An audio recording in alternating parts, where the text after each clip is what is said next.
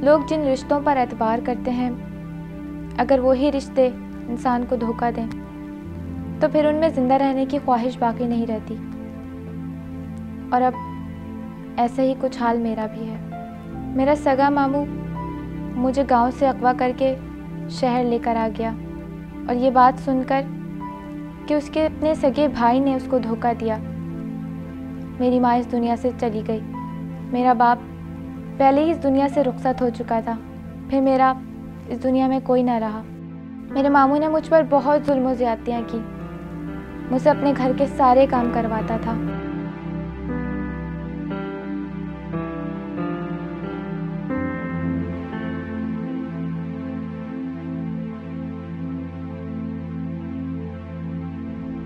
वो उसने बेचारी ने बहुत मासूम थी, पहले तो उसने इनकार किया, लेकिन मैंने इसको आइंदा ऐसे जुर्रत करेगी?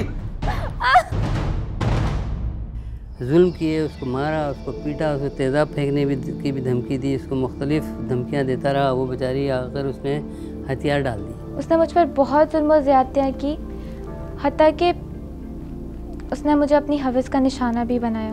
मैं अपने शैतानी जज्बात मेरे को इतने गालिब थे कि मैं भूल गया था एक ज़ात ऊपर भी है जो जब पकड़ती है तो फिर उससे छुड़ाना किसी के बस में नहीं है, नामुमकिन है।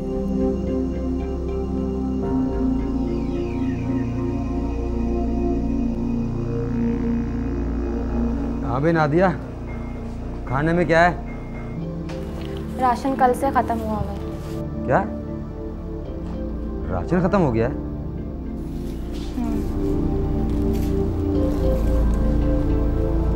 इसका मतलब है अब कुछ करना ही पड़ेगा। जब मैं घर से निकला तो मेरे जहन में था, मुझे मालूम था कि मुझे क्या करना है। मैं दुकान पर पहुंचा। अस्सलाम वालेकुम जनाब। भाई साहब। वालेकुम सलाम। वो जी मैं ये सामने वाले हमीद साहब हैं, इनके नीचे वाले पोर्शन पे किराए पे आया हूँ। अच्छा अच्छा अच्छा। मेरा नाम हयात है। मैं एक प्राइवेट कंपनी में काम करता हूँ और तनख्वाह जो है वो पहली तारीख को ही मिलती है। तो अगर सौदा महीने भर का उधार आप दे देते तो। दुकानदार ने मेरी बात मान ली और मुझे सौदा दे दिया जो मुझे चाहिए था। चले सही है, मैं मिलूँगा हमीद साहब से। वो 1 किलो चीनी दे दीजिए और 6 अंडे और एक पत्ती का बंडल। अच्छा। मैं रोज़ उसे सौदा लेने लगा दुकानदार। लेकिन अब मैं पहली के पहली हिसाब कर दीजिएगा। नहीं आप फिक्र नहीं करें, मैं पहले के पहले हिसाब करूँगा आपका। 30 तारीख आई, दुकानदार ने मुझसे तकादा किया पैसों का।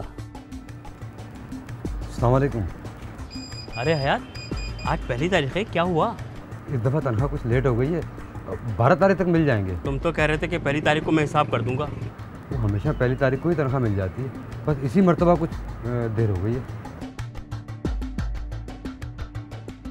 मैंने उससे कहा 17 तारीख को पक्का आपको पैसे मिल जाएंगे। 17 तारीख को जब उसने मुझे टोका तो मैंने उससे कहा कल दूंगा, तो उसने मुझे बिल्कुल सौदा देने से बिल्कुल मुझे इनकार कर दिया। आप फिक्र क्यों करते हैं जी, मेरी तनख्वाह मिल चुकी है, बस कल सुबह आप आके पैसे ले लीजिएगा। मैं तो सुबह जल्दी चला जाऊँगा, लेकिन आपको पैसे मिल जाएंगे। तो कल तुम चले जाओगे क्या? मैं दीवारों से पैसे लूँगा? मेरी बेटी घर पर होगी, वो आपको पैसे दे देगी। देख लो, गोली मत दे देना। नहीं, इस मरतबा ऐसा नहीं होगा। आप सुबह आके बेफिक्र होकर पैसे ले जाएँ। वो अभी तो सौदा चाहिए था। अभी क्या चाहिए था आपको? ठीक है, एक डब्बा मिल जाता था। देखो पहले इतने पैसे चढ़ गए हैं, वो भी नहीं दिए, अभी फिर सौदा लेने आ गया अपना। नहीं, आपके तमाम पैसे कल मिल जाएंगे।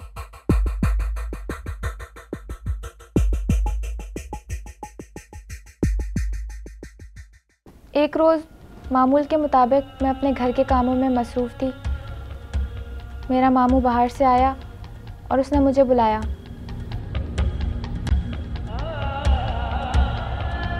जब मैं उसके पास गई तो उसने मुझसे एक ऐसी बात कही कि उसे सुनकर मुझे अपने कानों पर यकीन नहीं आया कि मेरा अपना सगा मामू मुझसे ये कह सकता है। मेरे मामू ने मुझसे कहा कि उसने एक परचून वाले से उधार ले रखा है और वो कल सुबह घर पर आएगा।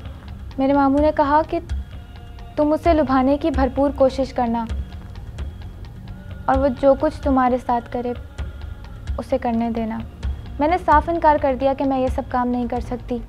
उसके इनकार पर मुझे बहुत गुस्सा आया और मैं नादिया पे बरस पड़ा। मैंने तशद्दुद भी किया उस पर। मुझे मेरे मामू ने बहुत मारा, बहुत पीटा, मुझ पर बहुत तशद्दुद किया। और उस वक्त मैं इतना घबरा गई थी, मैं इतना डर गई थी कि मुझे कुछ समझ ही नहीं आया।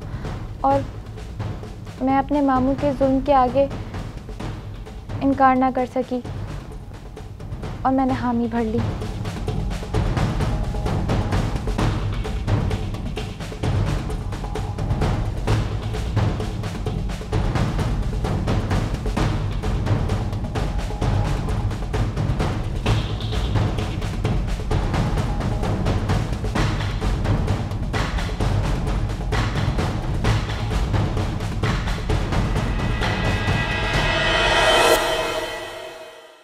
फिर जब मैं कमरे से निकली, मुझे बस ऐसा लग रहा था कि अब मैंने ज़िंदा नहीं रहना।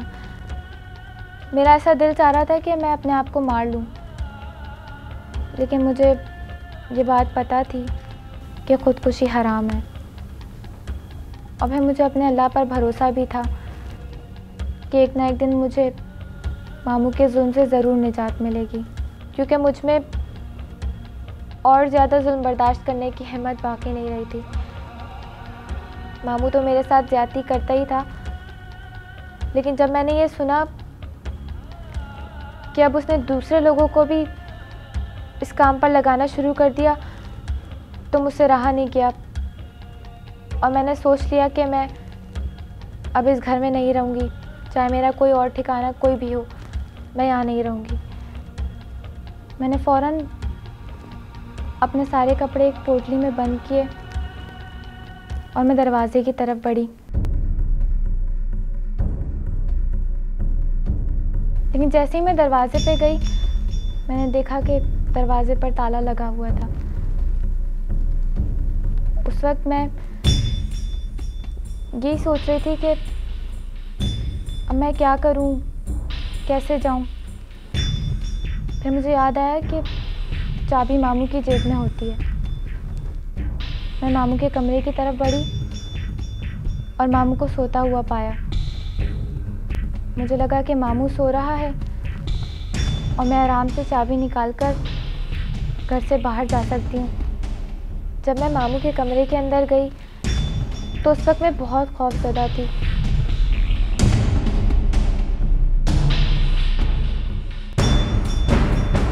मैं मामू की जेब में चाबी तलाश कर रही थी और मैं चाबी तलाश करते हुए बहुत खौफज़दा थी कि कहीं अचानक मामू की आंख ना खुल जाए। लेकिन खुशकिस्मती से मुझे बिलाखिर चाबी मिल ही गई। मेरे अंदर एक उम्मीद जाग गई कि अब मैं यहाँ से बाहर जा सकती हूँ। भागेगी? हैं? मैं भगाता हूँ। तू क्या समझती है? भाग जाएगी? नहीं। भागेगी? बता, बता, बता। आंडा ऐसे जुर्रत करेगी? भागेगी? अब भाग कर दिखा। बताता हूँ तुझे मैं, भागेगी मेरे पास से, तुझे ऐसा कर दूंगा कि तू भागने काबिल नहीं रहेगी। मामू ने मुझे कहा कि अगर अब दोबारा ऐसी गलती की तो मैं तुम्हारी टांगें तोड़ दूंगा। और ये बात सुनकर मैं और ज़्यादा डर गई। मैं नादिया पर इतना तशद्दुद कर चुका था कि मेरी नादिया की आंखों में महसूस हुआ कि आइंदा कभी अब भागने का सोच भी नहीं सकती।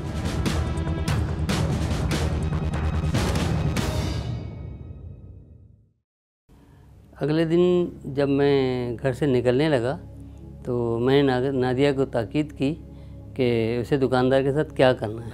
और हाँ देख, वो आने वाला है। जैसे मैंने कहा है बिल्कुल वैसे ही करना।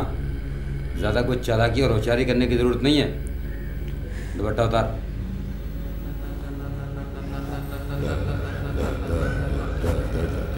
ठीक है। फिर मैं अपने घर से निकला और एक ऐसी जगह जाकर छुप गया जहाँ से मैं अपने घर पे नज़र रख सकूं और कोई मुझे ना देख सके। ऐसा ऐसा क्यों था मेरे साथ? इतना तशद्दुद, इतनी जुल्म ज़्यादतियाँ। पहले तो मामू मेरे साथ ज़्यादती करता रहा और फिर अब वो यही काम बाहर वालों से भी करवा रहा था। इसी अफसोस में मैं बैठी हुई थी कि अचानक दरवाज़ा बजा।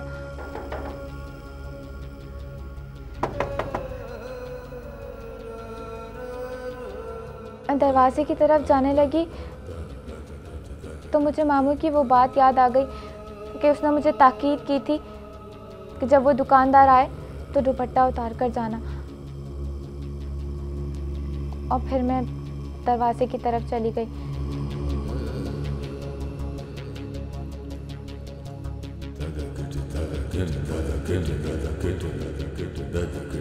कौन? परचून वाला, पैसे लेने आया हूँ। जी आप अंदर आ जाइए।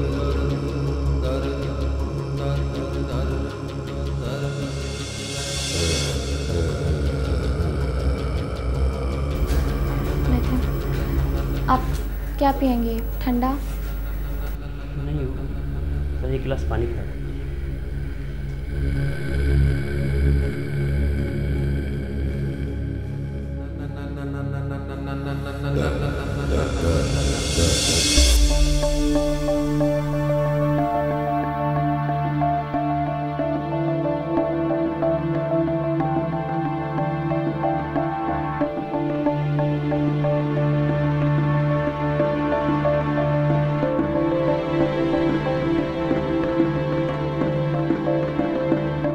मैं तो जैसे मुंतज़िर था, दुकानदार जैसे ही मेरे घर में गया तो उसके ठीक 15 मिनट के बाद मैं भी अंदर पहुंच गया।